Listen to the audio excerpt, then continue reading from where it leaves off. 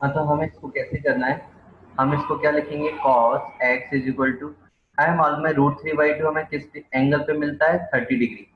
30 degree का मतलब क्या होता है, π/6। तो हम यहाँ लिखेंगे cos π/6। तो ये π/6 क्या रिप्रेजेंट करेगा, थीटा।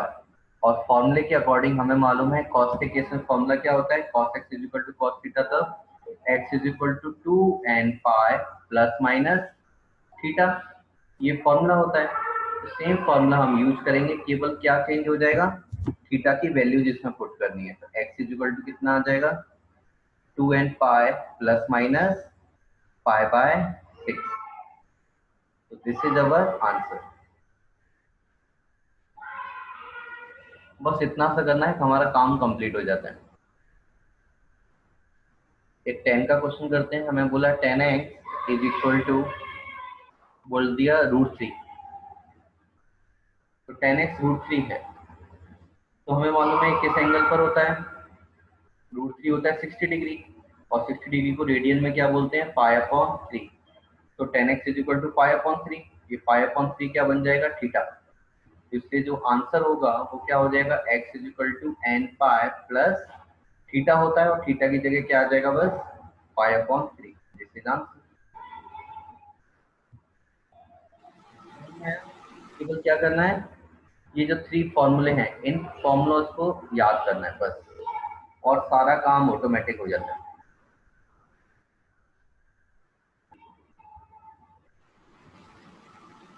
एक चीज और इंक्लूड कर दो इन फॉर्मूले में, यहाँ पर जो हमने एन यूज किए हैं इन सब में, तो बस साइड में लिख देना एन बिलोंग्स टू इंटीजर। ये सभी जगह हमें आंसर में इंक्लूड कर देना है। यहाँ लिख देंगे साइड में n belongs to integer. Same यहाँ n belongs to integer. N की हम कुछ भी वैल्यूज ले सकते हैं। जैसे देखो, एन को यदि हमने 0 लिया तो हमें एक्स कितना मिलेगा, π/3। एन को यदि हमने 1 लिया तो पाई प्लस π/3, 4π/3 मिल जाएगा। एन को यदि -1 लिया तो क्या मिल जाएगा, सॉल्व करके -2π/3। इस तरह से एन की डिफरेंट डिफरेंट वैल्यूज लेते जाएंगे तो हमें क्या मिलती जाएंगी, डिफरेंट डिफरेंट एक्स की वैल्यूज मिलती जाएंगी। इसलिए हम इसको बोलते हैं जनरल सॉल्यूशन, क्योंकि इसमें हमें सारे आंसर मिल जाते हैं। किसी को कोई डाउट है इस तरह के क्वेश्चंस में?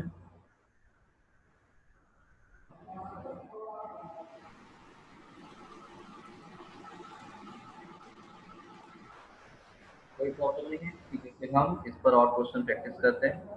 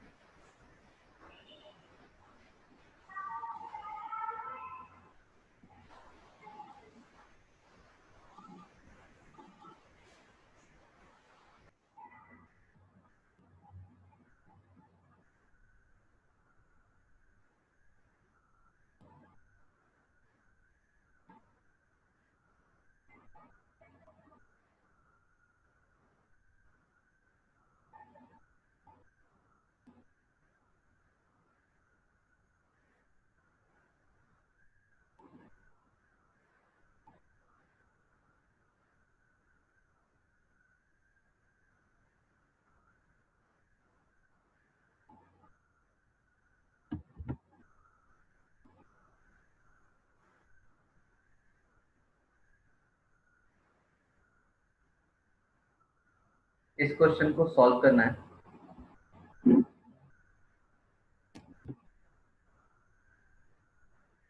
तो हमें बोला है 10x इज इक्वल टू कितना है, -1/√3। तो सिंपल क्या करना है हमें, 10x इज इक्वल टू -1/√3। तो 1/√3 मालूम है 30 डिग्री पर होता है, तो माइनस आगे लगाया हुआ है, और 10 के आगे क्या लगा दिया हमने, 1/√3 किस एंगल पे मिलता है? 30 डिग्री, मीन्स π/6। और यहाँ 10x। अब हमें मालूम है 10 के बाहर माइनस कब आता है? जब ये अंदर माइनस होगा, तो इस माइनस को अंदर ले जाते हैं तो ये -π/6 आ जाएगा।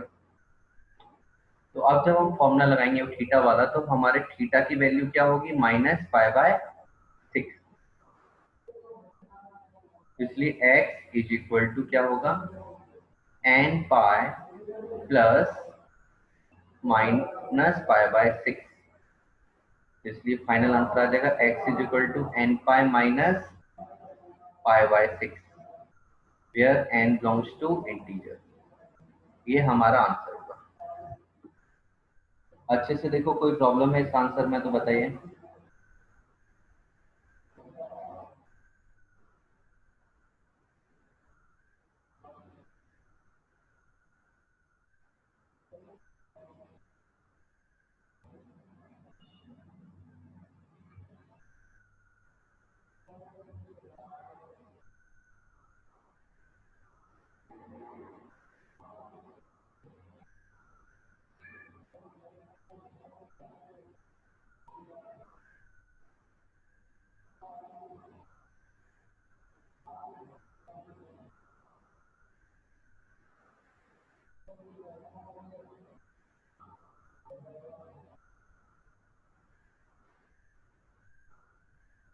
सभी को क्लियर है? कोई डाउट नहीं है तो मुझे मैसेज करो क्लियर लिखकर।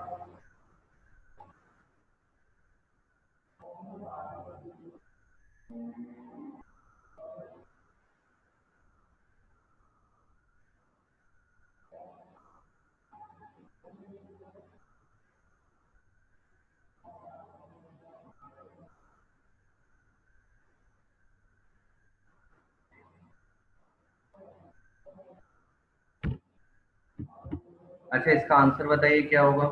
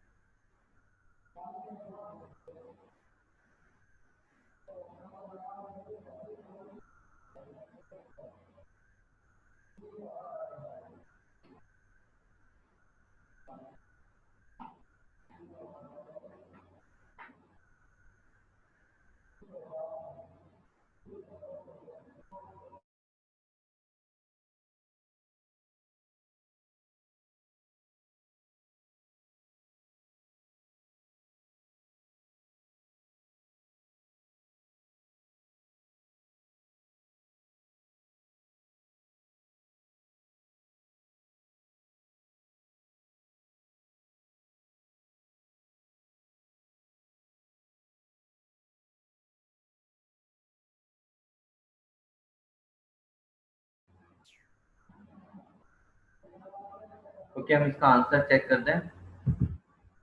मैं आपको आंसर दिखाता हूँ, आप लोग बताना सही है क्या।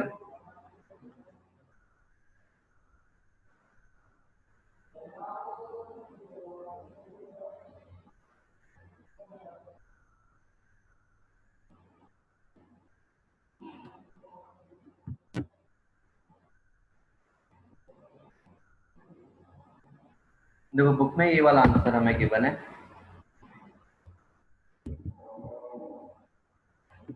पर मुझे मुझे पता है आंसर जो आया होगा वो इस तरह का होगा। इसको जो लिखा होगा आप लोगों ने, तो पहले लिखा होगा -sin π/3 लिखा होगा, एंड फिर लिखा होगा साइन ऑफ -π/3, है ना। और थीटा की जगह ये पुट किया होगा। इसलिए जो आंसर आएगा x is equal to nπ plus -1n into -π/3। यदि ये आंसर लिखा है और n belongs to i, I और जेड दोनों का मीनिंग होता है इंटीजर। यदि ये वाला आंसर लिखा है तब भी करेक्ट है। 4 पाई बाई 3 कहाँ से लिखा है? ये उन्होंने वो 3/√3/2 थर्ड क्वाड्रेंट में ले लिया, मतलब इसको लिखा है पाई प्लस पाई/3, तो ऑटोमेटिकली क्या होगा, वो नेगेटिव होता है, तो वो वैल्यूज भी हम ले सकते हैं और ऐसा भी ले सकते हैं, बोथ आर करेक्ट। इसमें किसी को कोई प्रॉब्लम?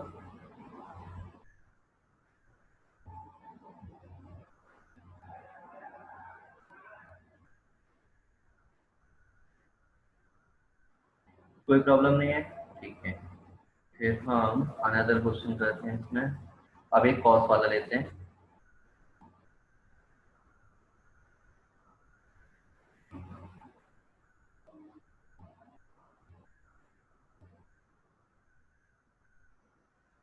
या चलो मैं एक अपने मन से देता हूँ कॉस का क्वेश्चन।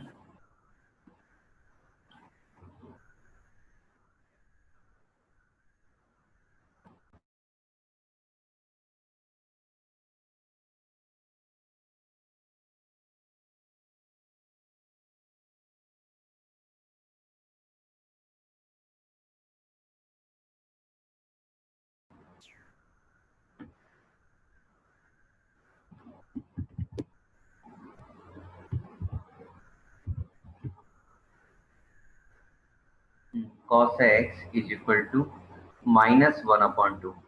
तो एक्स का वैल्यू बताना है, ट्राई कीजिए इसका आंसर क्या होगा।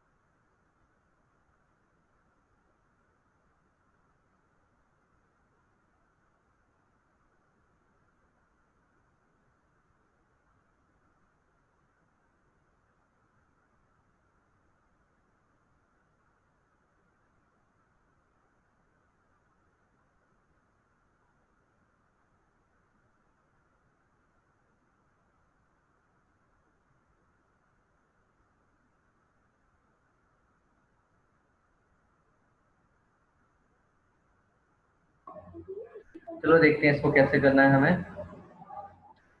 तो देखो इसके लिए आप लोगों ने सोचा होगा ये जो एंगल है वो कितना होना चाहिए। कॉस 1/2 कब देता है? 60 डिग्री, मतलब पाई/6 पर।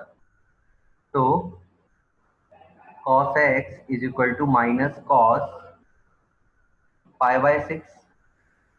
और फिर कॉस में क्या हम ऐसा लिखें, कॉस में लेकिन जो माइनस है बाहर नहीं निकालता, तो इसको हम ऐसा नहीं लिख सकते।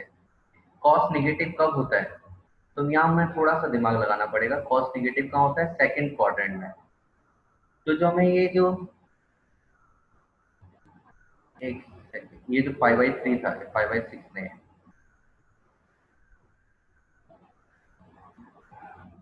60 डिग्री पर होता था, तो हम इस तरह से नहीं लिख सकते। लेकिन हमें नेगेटिव पता है सेकंड क्वाड्रेंट में मिल जाएगा, और 1/2 हमें पता है 60 में, तो सेकंड में सेम वैल्यू कब मिलती है? सेम वैल्यू चाहिए जो यहाँ पर होती है 60 डिग्री पर, बट उसका साइन डिफरेंट हो जाएगा, तो इसलिए वो यहाँ पर भी क्या बनाएगा, 60 डिग्री ही बनाएगा। तो यहाँ पर यदि वो सेकंड में 60 डिग्री यहाँ से बना रहा है, तो यहाँ से वो कितना एंगल होगा, यहाँ से वो एंगल हो जाएगा 120 डिग्री। और इसको जब रेडियन में कन्वर्ट करेंगे तो क्या लिखेंगे, 2π/3। इसलिए यहाँ पर हम लिखेंगे cos x is equal to cos 2π/3। तो हमारा जो 2π/3 है क्या कैसा वर्क करेगा, एज थीटा। इसलिए x इज इक्वल टू हमें मालूम है थीटा का फॉर्मूला क्या होता है, 2n pi plus minus theta, तो थीटा की जगह क्या आ जाएगा, 2π/3। एंड ये हमारा आंसर हो जाएगा। यही आंसर मिला था।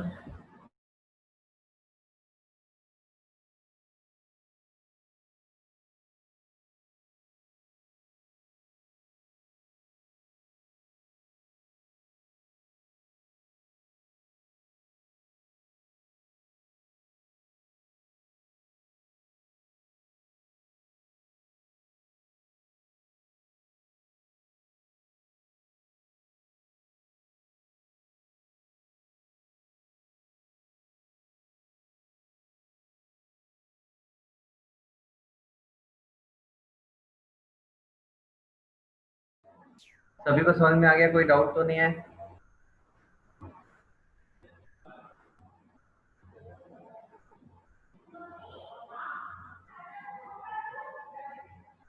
ठीक है, फिर हम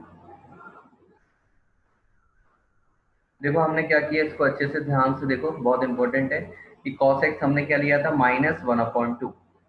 तो ये नेगेटिव जब वैल्यूज होती है तो हमें एंगल निकालने में थोड़ी प्रॉब्लम होती है, क्योंकि हम अभी नया नया ट्रिग्नोमेट्री पढ़ रहे हैं और नेगेटिव एंगल हमने अभी अभी सीखे हैं। तो हम कैसे, हमें माइंड सेट करना है इसको कैलकुलेट करने के लिए। तो सबसे पहले देखो नेगेटिव को भूल जाओ, नेगेटिव भूल गए, क्या लिखा हुआ है 1/2, और यहाँ पर कॉस है। तो सोचो कॉस किस एंगल पर हमें 1/2 देता है, तो हमें याद आता है कब देता है वो, 60 डिग्री पर, और 60 डिग्री को रेडियन में क्या लिखते हैं, π/3। तो हम क्या करेंगे, हाँ अच्छा ये वाला स्टेप मैं काट देता हूँ, ये वाला स्टेप केवल समझाने के लिए था, इसको कभी भी एग्जाम में नहीं लिखना है। तो हमें ये तो पता चल गया 1/2 किस एंगल पे देता था, 60 डिग्री। तो इसलिए हमें, मैंने एक बना के दिखाया कि फर्स्ट क्वाड्रेंट में 60 डिग्री पे होता। अब सेम वैल्यू चाहिए 1/2, पर हमें सेकंड क्वाड्रेंट में चाहिए। किस क्वाड्रेंट में चाहिए सेम वैल्यू, सेकंड क्वाड्रेंट में। तो सेकंड क्वाड्रेंट में same value same same angle पर मिलती है। कहाँ मिलती है, सेम एंगल पर मिलती है। मतलब 60 डिग्री बस वो यहाँ से बन रहा था पॉजिटिव एक्स डायरेक्शन से, तो अभी कहाँ से बनेगा, नेगेटिव एक्स डायरेक्शन से 60 डिग्री। यहाँ वैल्यू क्या थी कॉस की, 1/2। तो यहाँ पर क्या होगी, यहाँ भी 1/2 होगी, बट सेकंड में कॉस नेगेटिव होता है इसलिए -1/2 हो जाएगी। तो हमें ये मिल गया कि जो -1/2 है, जो डाउट था, ये किस एंगल पर होगा। तो ये किस एंगल पर होगा, यहाँ से 60 है, पर हमें मेजर यहाँ से करना है, तो टोटल कितना हो जाएगा, 120 डिग्री। और 120 डिग्री को क्या बोलते हैं, रेडियन में कैलकुलेट करते हैं तो वन मिलता है 2π/3। डायरेक्ट कैलकुलेट कर सकते हो, देखो π/3 मतलब 60, 60 में 2 से मल्टीप्लाई किया 120 आता है, तो π/3 में भी 2 से मल्टीप्लाई कर दिया। तो ये किस एंगल पर मिलने वाला है हमें, 2π/3 पर। ये एंगल हमें चाहिए, इसलिए हमने इसके बाद इस स्टेप पर पहुंच गए। cos x is equal to cos 2π/3, 2π/3 हमारा थीटा हो गया।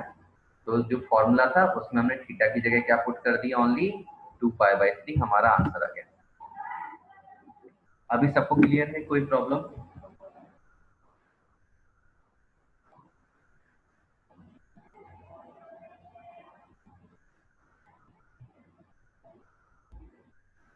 ठीक है, तो अब हम और क्वेश्चन करते हैं, जैसे जैसे हम क्वेश्चन करते जाएंगे चीजें क्लियर होती जाएंगी। अभी थोड़ी नई नई लग रही हैं चीजें।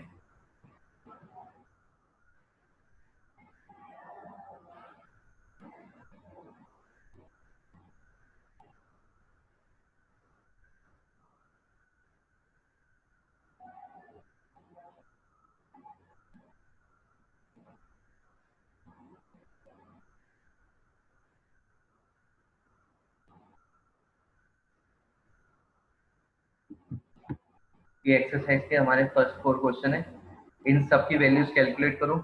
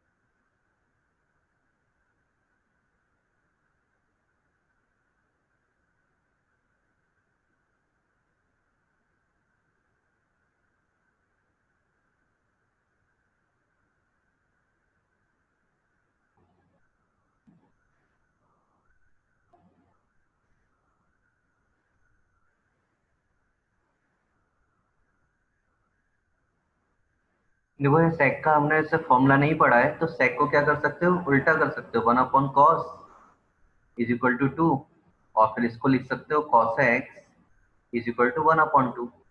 इस यहाँ से आप सॉल्व कर सकते हो। ऐसे इसमें इसको टेन में चेंज कर देना और इसको साइन में चेंज कर देना, फिर हम फॉर्मूले अप्लाई कर सकते हैं। तो हमें साइन कॉस टेन इन 3 फॉर्मूले से ही हम सारे क्वेश्चन सॉल्व कर सकते हैं।